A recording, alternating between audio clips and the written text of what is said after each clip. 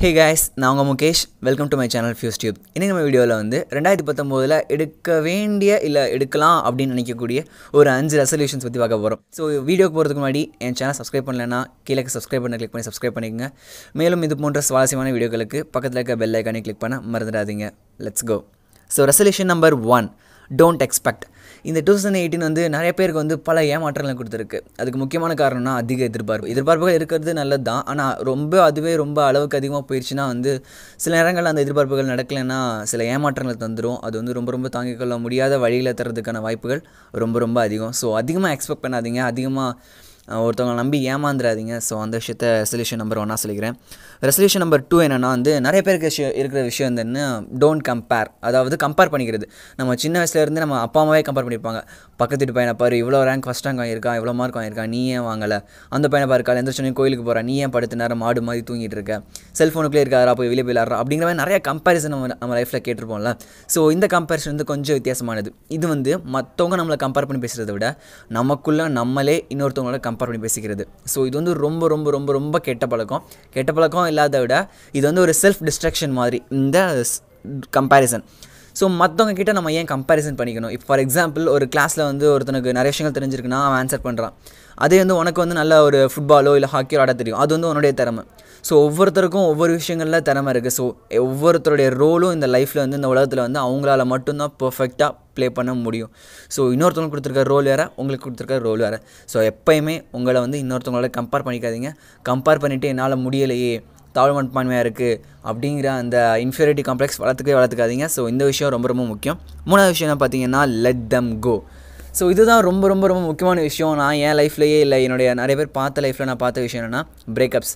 நிறைய பேர் பிரேக்கப் ஆச்சு, நிறைய பேர் லவ் வந்து பிரேக்கப் ஆச்சு. சிலர் வந்து சரி ஓகே அப்படின்னு சொல்லிட்டு விட்டாங்க. ஆனால் பல பேர் வந்து அதை நினச்சி ரொம்ப ஃபீல் பண்ணாங்க. ஸோ இந்த 2018 ரொம்ப பாப்புலரான குவாட் என்னென்னா லெட் தம் கோ. அவங்கள போக விடுங்க.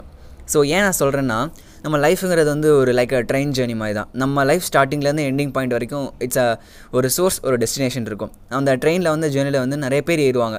அவங்கவுங்க ஸ்டாப் வந்தோடனே இறங்கி போயிடுவாங்க. அவங்கள திரும்ப கம்பல் பண்ணி என் ஸ்டாப் வரைக்கும் நீ வா அப்படின்னு சொல்லிட்டு இழுக்கிறது ரொம்ப தப்பு. ஆனால் சில உறவுகள் பார்த்திங்கன்னா ஸ்டார்டிங்கில் ஏறினதுலேருந்து உங்கள் டெஸ்டினேஷன் வரைக்கும் வரும். ஆனாலும் ரொம்ப கடைசி டெஸ்டினேஷன் வரைக்கும் யாராலையும் வரவே முடியாது. ஸோ உங்களோட டெஸ்டினேஷனை நீங்கள் மட்டும்தான் தேடிக்க முடியும். அது மாதிரி இந்த ஜேர்னி மாதிரி தான் உங்கள் லைஃப்பில் ஒவ்வொரு பீப்புள்ஸ் வருவாங்க, அவங்க ரோலை ப்ளே பண்ணுவாங்க, அவங்களுக்கு தேவையான விஷயங்களை செய்வாங்க, உங்களுக்கு தேவையான விஷயங்களை அவங்க செய்வாங்க. ஸோ ரோல் முடிஞ்சதுக்கப்புறம் உங்கள் லைஃப்லேருந்து அவங்க போயிடுவாங்க. சிலருக்கு லக்கு இருக்கும், உங்கள் லைஃப்லேயே அவங்க கண்டினியூ பண்ணுவாங்க. ஸோ உங்களை விட்டு ஒருத்தவங்க பிரிஞ்சு போகிறாங்கன்னா அவங்கள வழியேக்க போயிட்டு வாடான்னு சொல்லிட்டு திரும்ப போய் கூப்பிட்டு கெஞ்சி நிற்காதீங்க. அவங்களோட ரோல் முடிஞ்சிருச்சுங்கிறது தான் அர்த்தம். ஸோ லெட் தெம் கோ. 4th விஷயம் பார்த்தீங்கன்னா, கிவ் அ பிக் ஸ்மைல். ரொம்ப நேரம் ஃபோனில் நம்ம தனியாகவே டைம் ஸ்பெண்ட் பண்ணுறோம்ல, நம்ம அதிகமாக வந்து மனுஷங்கிட்ட பேசாமல். ஏன்னா வந்து நமக்கு டைமே கிடையாது. நம்ம காலைல ஒர்க்குக்கு போயிட்டு இல்லை காலேஜுக்கு போயிட்டு திரும்ப சாயந்தரம் வந்ததுக்கப்புறம் வந்து முன்னாடி மாதிரி ஃப்ரெண்ட்ஸ் கிட்ட மீட் பண்ணுறதுக்காக நமக்கு அவ்வளோவாக டைம் இல்லாத காரணத்தினால வந்து நம்ம எப்பவுமே ஃபோன்லேயே டைம் ஸ்பெண்ட் பண்ணுறோம். அதனால் வந்து ரொம்ப செல்ஃப் டிப்ரெஷன் அதிகமாகி ரொம்ப மைண்டை வந்து ரொம்ப அதிகமாக பாதிக்குது. இதனால் வந்து நம்ம எல்லா இடத்துலையுமே எரிஞ்சு விழுறோம்ல. ஸோ இதை வந்து கண்ட்ரோல் பண்ணிக்குவோம் இந்த வருஷத்தில். Give a big smile to everyone. யாரை பார்த்தாலும் என்ன தான் கலாய்ச்சாலும் நீங்கள் சிம்பிளாக சிரிச்சிட்டு போங்களேன். ஏன்னா நீங்கள் வந்து ஒரு விஷயம் சொல்லுவாங்க, டோன்ட் ரியாக்ட், ஜஸ்ட் ரெஸ்பாண்ட். அவங்க சொல்லிட்டு டக்குன்னு திரும்ப பேசவே பேசாதீங்க. ஜஸ்ட் ரெஸ்பாண்ட் பண்ணுங்கள். Give a big smile. கொஞ்சம் சிரிச்சிங்கன்னா போதும், அவ்வளோதான். ரொம்ப இதெல்லாம் வேணாம். எப்போயுமே சிரிச்சுக்கிட்டே இருங்க, எல்லாரையும் சிரிக்க வைங்க. இதான் வந்து ரொம்ப முக்கியமான விஷயம். 5வது விஷயம் பார்த்தீங்கன்னா, all is well, everything will be okay. இந்த நம்ம லைஃப்பில் வந்து அடுத்த நிமிஷம் வந்து நம்ம ஒரு வார்த்தை சொல்லுவாங்க, அடுத்த நிமிஷம் நிச்சயம் இல்லாத வாழ்க்கைங்க, முடிஞ்ச வரைக்கும் எல்லாரையும் சந்தோஷப்படுத்துவோம்.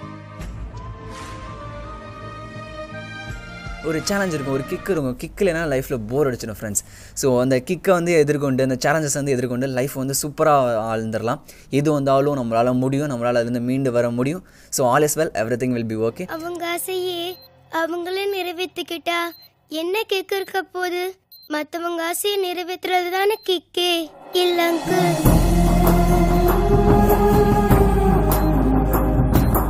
ஓகே. ஸோ இந்த டாப் 5 ரெசல்யூஷன்ஸ் வந்து உங்களுக்கு பிடிச்சிருக்கும்னு நினைக்கிறேன், நம்புகிறேன். உங்கள் ஃப்ரெண்ட்ஸுக்கும் இதை வந்து ஷேர் பண்ணுங்கள். Signing off Mukesh from ஃபியூஸ்டியூப்.